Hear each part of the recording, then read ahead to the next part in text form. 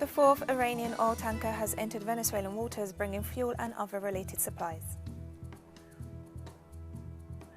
China's National People's Congress approved the new national security law for the Hong Kong Special Administrative Region this Thursday. More than 5,000 people in Africa have tested positive for COVID-19 over the last 24 hours, marking the highest number in a single day to date. From the headquarters of Telesur English in Havana, Cuba, this is From the South, I'm Katrina Goss. The fourth Iranian oil tanker has entered Venezuelan waters, bringing fuel and other related supplies.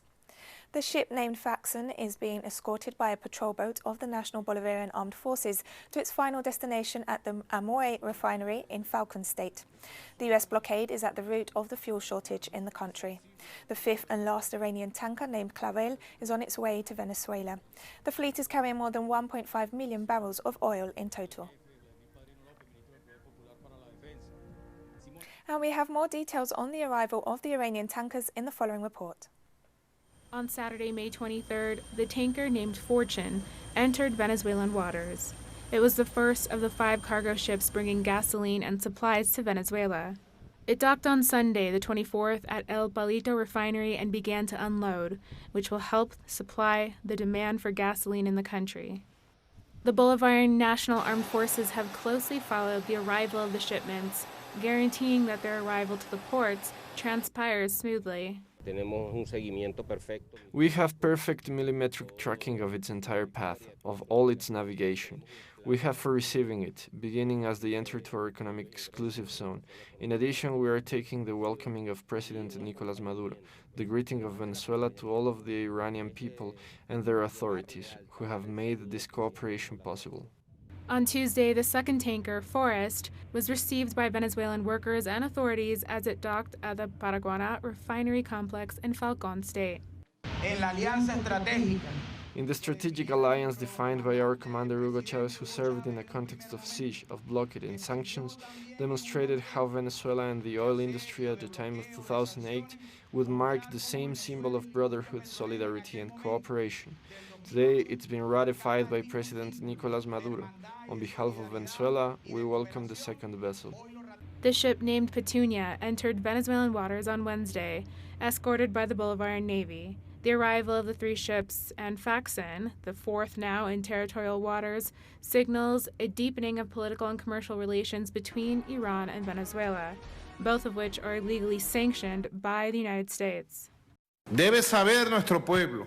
Our people must know that the government of the United States, in collusion with Guaidó terrorist opposition, has for more than a year pursued all the vessels, all imports of supplies to produce gasoline in Venezuela, all the vessels to bring gasoline to its culminating point now in February, March. The arrival of the remaining 2 Faxon and Clavel, which are monitored in real time, is expected in the coming days. Their arrival will complete the shipment of fuel, spare parts, and supplies to drive the production of the national fuel industry. An English court on Thursday said it would need to decide which of Venezuela's dueling political factions to recognise before ruling on President Nicolas Maduro's request for the Bank of England to hand over gold the country has stored in its vaults. Venezuela for decades stored gold that makes up part of its central bank reserves in the vaults of foreign financial institutions, including the Bank of England. Since 2018, the bank has refused to transfer the funds to the Venezuelan government led by President Nicolas Maduro, which the UK government does not recognise. Earlier this month, Venezuela's central bank made a legal claim to try to force the bank to release €930 million in gold to fund Venezuela's coronavirus response. The Venezuelan government has reached a deal with the UN Development Programme to administer the funds. The United States will send a military brigade to Colombia next week. The US Southern Command stated that the US Army's 1st Security Force Assistance Brigade will, quote, focus on logistics, services and intelligence capabilities, directly supporting US-Colombia counter-narcotics collaboration and information sharing. The statement adds that the deployment has no specified duration, but the Colombian Armed Forces have said it would be a 4-month-long mission. The US Army Brigade is set to arrive on Monday. And Colombian Senator Gustavo Petro responded to the news, stressing that if US forces are going to fight against drug trafficking, they need to seek permission from the Congress, adding that they should start with the narcos who are entrenched in the Colombian state. Also commenting on the move, the FARC party said the Gringo Brigade is unconstitutional and a sabotage of peace. Bringing the US Army to priority areas for the implementation of Point 4 of the peace agreement on voluntary crop substitution shows that this government wants to perpetuate the war.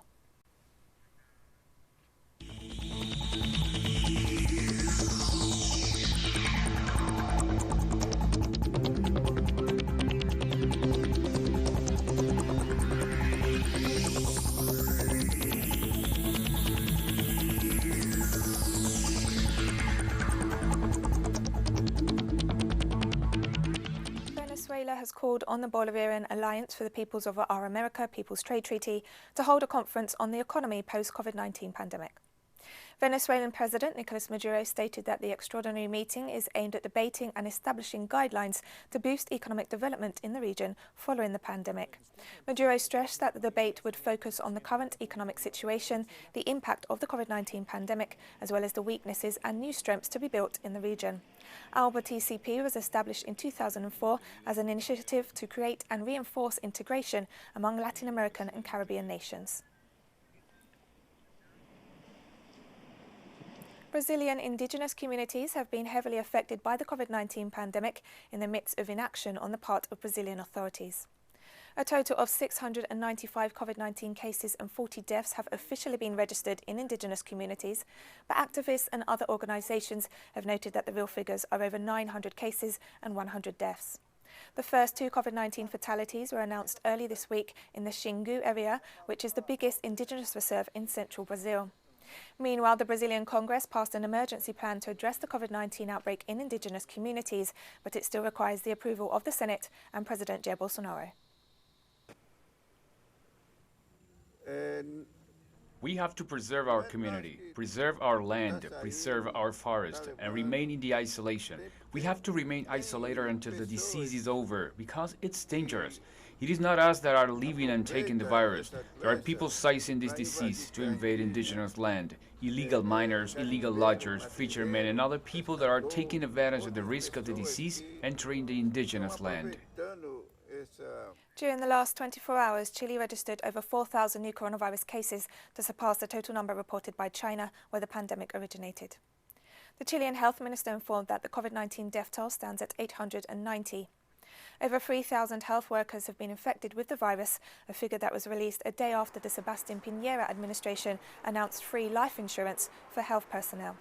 At the national level, the occupation of critical beds stands at 86%, while in the metropolitan region where the capital Santiago is located, the rate is 93%. In recent weeks, Piñera has been forced to replace his strategy of selective quarantines in some cities and areas with total lockdowns. Chile remains in 3rd place in the Latin American region after Peru and Brazil. St. Lucia's borders will reopen from June 4th as planned. However, the government has announced the extension of the state of emergency and lockdown implemented to contain the spread of the coronavirus that was scheduled to end on May 31st. A state of emergency for the next 4 months will allow us to continue to implement and adequately monitor the effectiveness of the measures we have put in place and to make quick adjustments as required. Mr. Speaker, some may ask, why 4 months? As we strive to reopen St. Lucia under a phased approach, we're guided by the rest of the world. With many countries in the world moving to reopen their borders and the waves of recurring infections, it is important that St. Lucia is able to react quickly by implementing the necessary measures to reduce and contain the spread of this virus. More stories coming up after this very short break, so don't go away.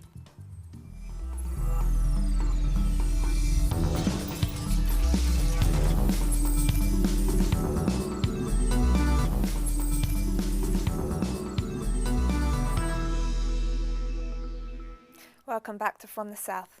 Despite US threats and international criticism, China's National People's Congress approved a proposed new national security law for the Hong Kong Special Administrative Region this Thursday.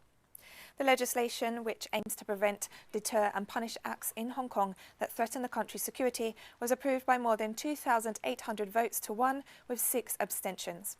The proposal seeks to sanction subversive and terrorist activities as well as foreign interference. The government bill announced in 2019 generated protests which China has noted were supported by Washington to destabilize the region. And Chinese Premier Li Keqiang noted that the design of the national security law relates to the one country, two systems principle and supports Hong Kong's long-term prosperity and stability.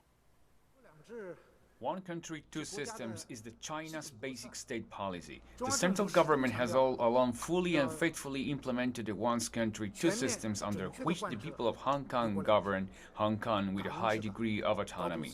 The central government has acted in strict accordance with the Constitution and the basic law of Hong Kong's special administrative region, and stood firm in supporting the administration of the HKE-ASR government and the chief executive. The COVID-19 death toll in the United States now stands at over 102,000. The US continues to lead the world in terms of both confirmed cases and fatalities. In the meantime, President Donald Trump has not commented on the alarming figures, but has sought to distract attention from the issue by denouncing alleged censorship by Twitter. African Americans continue to be the most affected by the coronavirus in the US at a rate of 50.3 per 100 people, compared with 20.7 for white people, 22.9 for Latinos, and 22.7 for Asian Americans, according to a report published by the nonpartisan American Public Media Research Lab. On the other hand, US state authorities have started to gradually ease lockdowns in order to restart the economy, even though there are over 1.1 million active cases in the country. Protests have intensified in the US city of Minneapolis over the murder of George Floyd by 4 police officers. According to reports, stores were set alight and officers fired tear gas and rubber bullets. Meanwhile, police were stationed outside the homes of Floyd's killers. Floyd was unarmed when he was killed on Monday. A video showed the moment he took his last breath as a police officer kneeled on his neck for more than 5 minutes while he was cuffed and lying face down on the street, repeating that he couldn't breathe. The officers have since been fired, but Floyd's relatives are demanding that they be prosecuted for murder.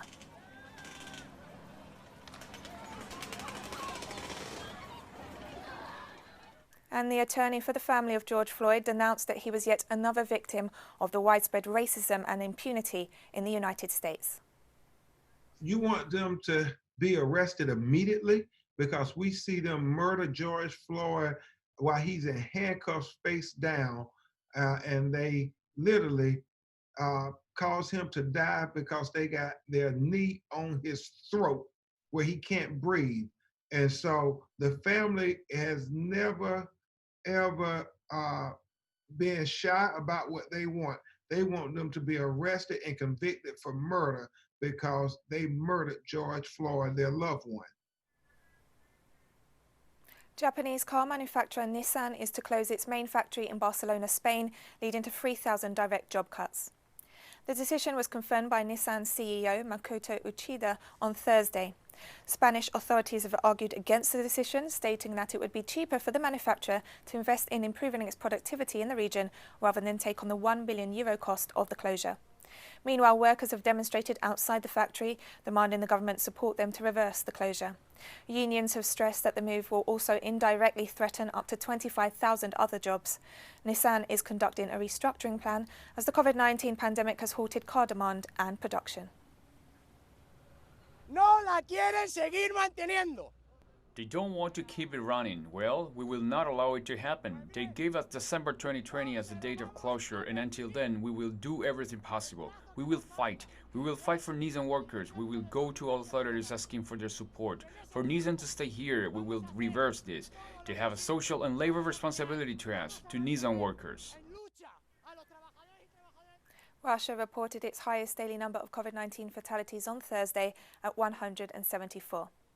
Russia has reported the third highest number of coronavirus cases in the world after the US and Brazil. In total, more than 379,000 people have tested positive for the virus in Russia since the beginning of the pandemic, while the death toll stands at over 4,000.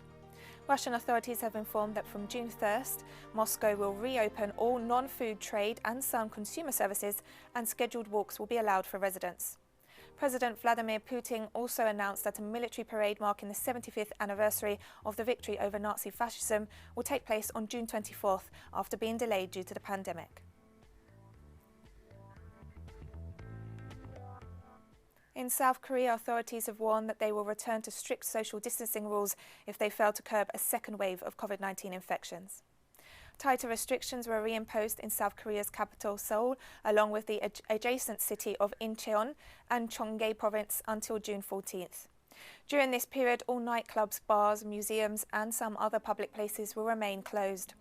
Companies were advised to allow employees to work from home and to reintroduce flexible schedules, among other measures.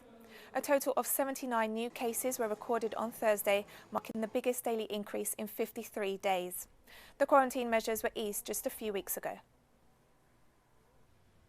5월 18일 0시 기준 As of May 28 midnight, there are 79 new coronavirus cases, 68 are local community infection cases, and the rest are from abroad.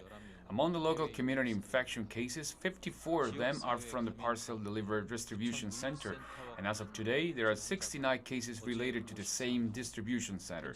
We are seeing a large number of cases after total inspection.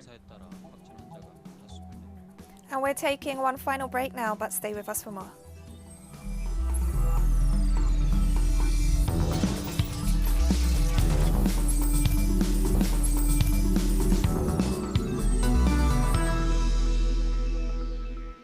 Welcome back to From the South. More than 5,000 people in Africa have tested positive for COVID-19 over the last 24 hours, marking the highest peak in a single day in the continent to date. The information was issued on Thursday by the Africa Centers for Disease Control and Prevention, adding that the new spike has brought the overall count to over 120,000 cases. Meanwhile, the number of deaths climbed to above 3,600. South Africa, Egypt and Algeria remain the worst hit nations. And one of the nations most affected by this sudden spike in cases has been Zimbabwe, where COVID-19 figures more than doubled over the past 24 hours, reaching 132. Secretary of Information Nick Mangwana said on Twitter that almost all of these new cases came from abroad, mainly from South Africa and Botswana. According to the government, more than 4,000 Zimbabweans have returned home in the past month and are being placed under mandatory quarantine for 21 days. Authorities have expressed fear that a surge in cases could overwhelm a health service that was already struggling with shortages of medicines caused by Western sanctions. And in Nigeria, nearly 390 new cases of COVID-19 were reported on Wednesday, bringing the total to over 8,700. According to the Nigerian Center for Disease Control, the figure is the highest daily surge since the beginning of the outbreak in the country. The agency also highlighted that the cases are spread across 22 states. So, is Nigeria capable of dealing with an outbreak? A French court has rejected a request to release Rwandan genocide suspect Felicien Kabuga under court supervision. The court on Wednesday denied Kabuga's lawyer's argument that he should be released on bail because of poor health. The Rwandan tycoon was arrested near Paris earlier this month after more than 20 years on the run, accused of financing and arming the ethnic Hutu militias that slaughtered some 800,000 Tutsi and moderate Hutus in 1994. When asked if he understood the charges, Kabuga denied them and insisted he has not committed any direct killings of the Tutsi population, though he confirmed being involved in the planning of the massacre. Kabuga has also confirmed that he had created and funded a militia in the capital, Kigali, with the aim of stirring up ethnic hatred and committing genocide against Tutsis.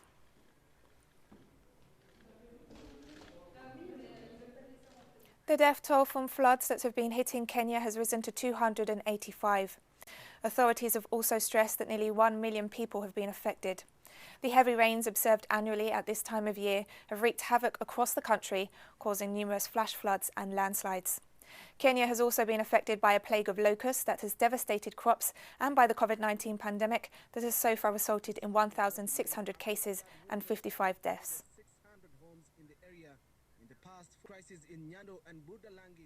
Swarms of desert locusts have devastated crops in India's heartland, threatening an already vulnerable region that is struggling with the economic cost of the coronavirus lockdown.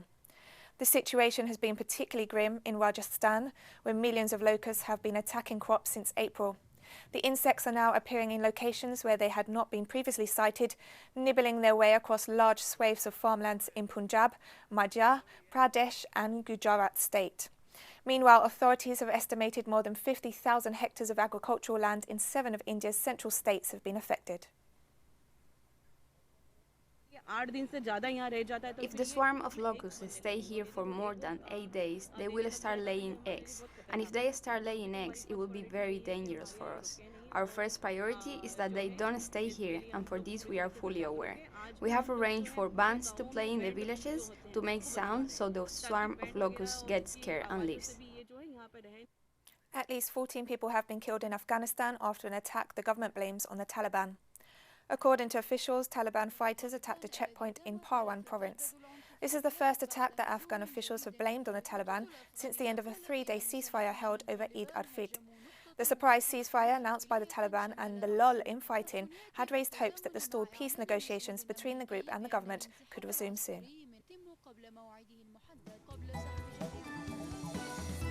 And we've come to the end of this news brief. You can find these and many other stories on our website at telesurenglish.net. And join us on social media, Facebook, Twitter and Instagram. For Telesur English, I'm Katrina Goss, and thank you for watching.